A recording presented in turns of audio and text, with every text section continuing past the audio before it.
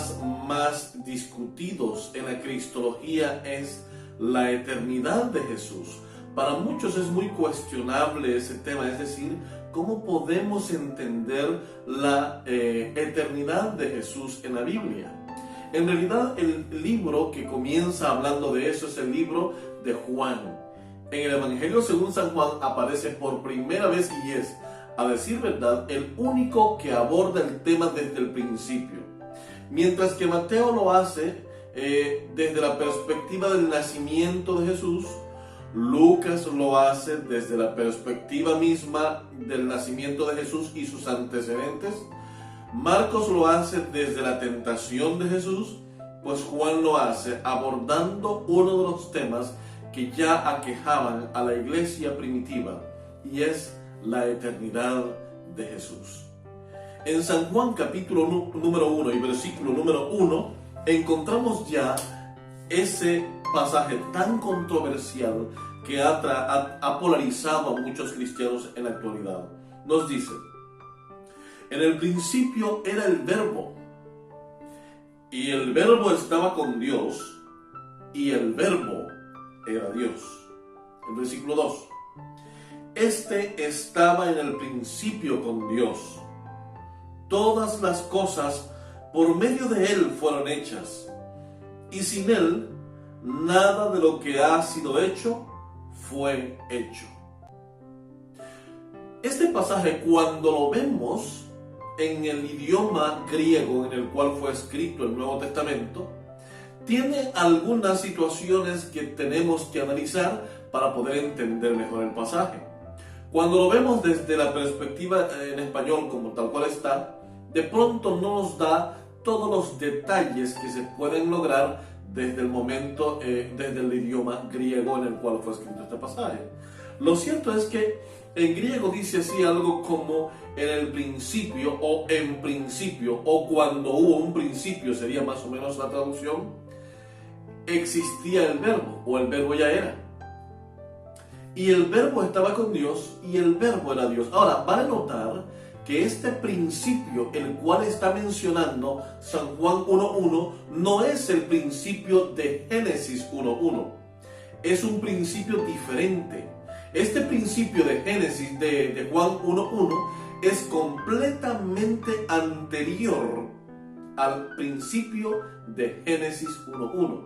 El principio de Génesis 1.1 está hablando acerca de la creación de Dios, por lo menos aquí en la tierra. Sin embargo, el principio que Juan menciona es cuando hubo un principio, y no se está refiriendo directamente al principio de la creación de Dios, sino al principio de las cosas o del cosmos tal cual lo conocemos, o del universo tal cual lo conocemos. Ya existía el verbo. Ahora, es interesante que cuando notamos, algunos científicos tratan de datar el universo y dicen que tiene por lo menos unos 13.500 millones de años de existencia. Y si hiciéramos ese balance hacia atrás, esta palabra ya dice en el principio, es decir, antes del principio del universo, antes de que se hiciera cualquier cosa en el universo. Luego dice Juan que ya existía el verbo estaba con Dios, y el verbo era Dios. Estaba con Dios y el verbo era Dios. Ahora bien, esto significa que cuando analizamos la palabra que dice en el principio era, la palabrita era, viene de un verbo griego que es ego eimi, que es el verbo ser o estar en español. Es una forma verbal que está en el pasado imperfecto. ¿Qué quiere decir eso? Que es una acción continuada hacia el pasado. Es decir, cuando hubo un principio, era, existía, ya estaba el verbo allí. Es decir, voy a ponerlo de esta manera. De hecho, la palabrita en griego es en, que quiere decir era, estaba o existía. En el principio ya existía el verbo. Es decir, que cuando hubo un principio, el verbo ya existía. Ahora bien, ¿Cómo podemos entender esto? Por el análisis de la palabrita ego y mi, que está en su forma en del griego, que implica una acción en el pasado continuada, que no tiene fin. Podemos ir a los 13.500 millones de años que proponen los científicos como edad para el universo, y más atrás todavía, y podemos decir que el verbo ya existía, ya estaba. ¿Por qué? Porque no hay un tiempo en el que el verbo haya dejado de existir. No hay un tiempo en el que no haya existido. Ahora, pero todo esto viene a que también el pasaje de Juan 1.1 nos dice que el verbo ya existía.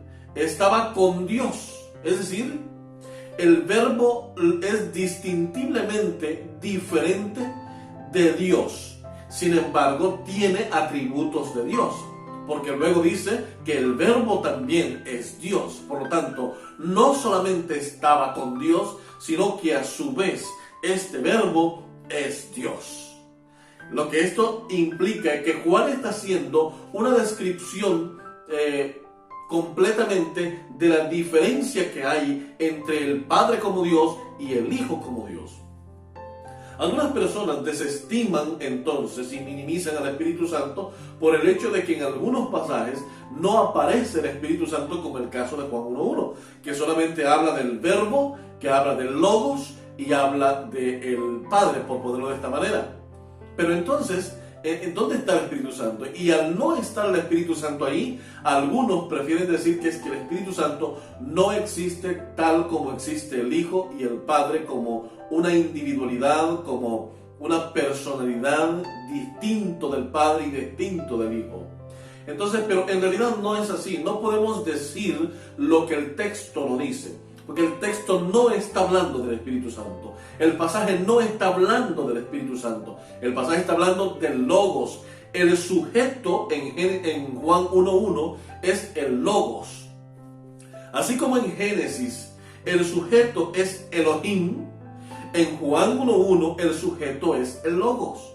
Por lo tanto, no podemos involucrar a un ser que el texto no está mencionando. Ahora, por desinencia gramatical, allá en Génesis 1.1 sí podemos mencionar a otros participantes como el verbo y como el Espíritu Santo en el versículo 2 por el análisis gramatical. Pero en Juan 1.1 no está hablando del Espíritu Santo, sino que está hablando acerca de Logos como sujeto de la declaración que se está dando, de la declaración teológica que Juan expresa allí en el capítulo 1 de Juan. Ahora bien, dice que estaba con Dios y a la vez es Dios. Pero hay algo interesante. No nos dice nada acerca de quién es este verbo hasta que seguimos leyendo el capítulo 1 de Juan. Pero no nos dice en el versículo 1 ni en el versículo 2 quién es ese verbo.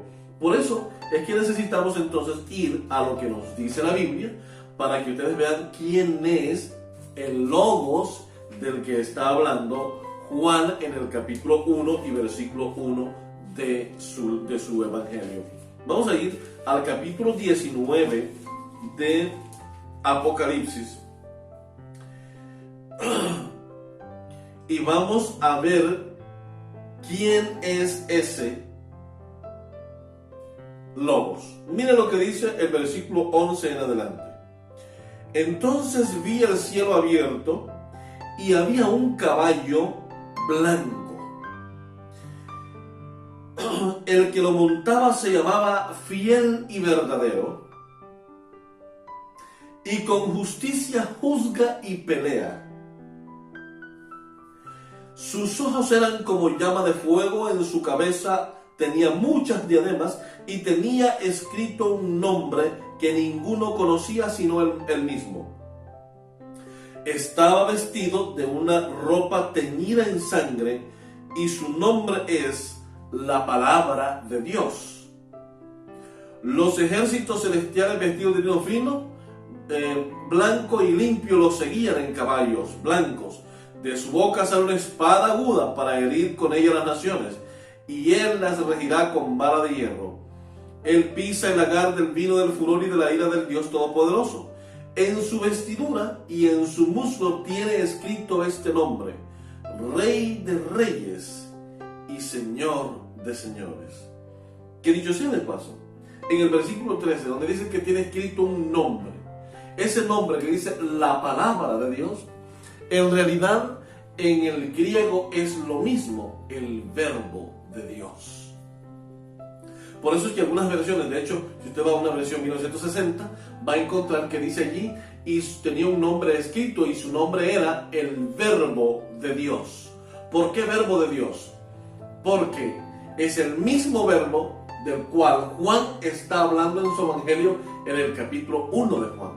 Es decir, el mismo escritor del evangelio de Juan es el escritor del libro de Apocalipsis, y el mismo que le llama el verbo en el capítulo 1 de Juan, él mismo, que es Juan, escribe de que Jesús, al venir por segunda vez a la tierra, trae escrito un nombre que es el verbo de Dios. Ahora, es Juan, el mismo evangelista, el mismo profeta, el que llama al verbo Jesús, le pone nombre. Ese verbo es Jesús. Ahora, es interesante que en el mismo capítulo 1 de Juan, el versículo 2, dice que Jesús, o que el verbo, es el medio que Dios utilizó, es el agente creador que aparece en Génesis capítulo 1. Es decir, que quien lleva a cabo la creación es en sí el verbo, o es decir, Jesús, antes de la encarnación, por supuesto. Entonces, significa que el que lleva a cabo la creación es Jesús mismo. Por lo tanto, cuando vamos nosotros a ver lo que el apóstol Pablo nos dice, por ejemplo, en Colosenses capítulo 2, donde nos dice que Jesús es el creador de todas las cosas, de lo invisible, de lo visible, de las cosas que hay arriba en el cielo y abajo en la tierra. Esto implica universalidad, totalidad, o sea, que Jesús es el creador de todas las cosas, mis queridos amigos. En este caso, en este punto, entonces convergemos en que Jesús es el creador mismo de los ángeles del cielo. Es el creador mismo de Lucifer antes de la caída del pecado. Imagínense ustedes eso. Es decir, que la batalla y la lucha y la guerra que Satanás ha llevado y ha librado y ha tratado de seguir llevando, ha sido contra su propio creador. Por eso es que es necesario entender esto, que Jesús es el creador de Génesis 1:1, en el sentido mismo de que Jesús era el agente creador, era el verbo de la acción de la creación de Dios. Cuando entendemos eso, entonces podemos entender que ese mismo verbo, que ese mismo creador, era necesario que viniera para poder resolver el problema del pecado. El problema que había creado la entrada del pecado a la tierra, que trajo condenación, trajo muerte, trajo el dominio de Satanás sobre la naturaleza del hombre caído en pecado. Y como ese plan primitivo, ese primer plan de salvación, ese primer plan de vida eterna había fallado, ahora el mismo creador, el mismo que había llevado a cabo la ejecución del plan de la creación, era el mismo que debía venir para poder resolver el problema del pecado. Y no es porque estaba en la obligación de venir, sino porque Él tomó la decisión voluntariamente de rescatar para Él y para Dios al hombre caído en el pecado. Por eso es que Jesús, cuando vemos lo que dice Pablo en Filipenses 2:5-7, Jesús tomó esa decisión y se vació de sí mismo, se vistió de una naturaleza humana para poder adoptar los atributos de esa naturaleza de esclavo, para poder vivir la vida de esclavo y poder pagar la deuda del esclavo y así darnos la libertad que nosotros como esclavos del pecado necesitábamos. Y esa libertad Jesús nos la dio por medio de su muerte y por medio de su resurrección. Al Jesús haber resucitado, al haber dado su vida por nosotros, Él nos estaba dando la libertad en Cristo Jesús, no para hacer lo que cada uno quiera, sino para que por amor le sigamos y hagamos su voluntad. Hoy, mis queridos hermanos, quiero decirles lo siguiente. Es interesante lo que Juan dice. Ese verbo es Cristo Jesús. Es el mismo que antes claramente no se llamaba Cristo Jesús. Antes tenía otros títulos. Por ejemplo, en algunas partes de la Biblia aparece con el título de el ángel de Jehová. En otras partes aparece con el título de probablemente de Miguel o de arcángel. En otras partes de la Biblia aparece con el nombre de, el nombre de, ¿cómo se llama? Con el título mismo del verbo o el logos. Y finalmente aparece con el título que lo hizo humano, el título de Jesús. Es el nombre humano que significa Dios salva o significa salvación. Aparece como Emmanuel, que significa Dios con nosotros. Lo más importante de todo esto, mis queridos amigos y hermanos, es que el mismo Jesús que tomó la humanidad para salvarnos, el mismo Jesús que tomó la humanidad para redimirnos, es el mismo Jesús que está muy pronto para venir. Y esta vez ya no viene con una naturaleza humana semejante a los hombres como esclavo del pecado. Ahora Jesús viene como Rey de Reyes y Señor de Señores para salvarnos de la presencia misma del pecado, para llevarnos a esos lugares que Él dice en Juan 14, 1 al 3, que Él fue a preparar, para llevarnos consigo mismo, para que donde Él esté, nosotros también estemos y podamos vivir con Él para siempre.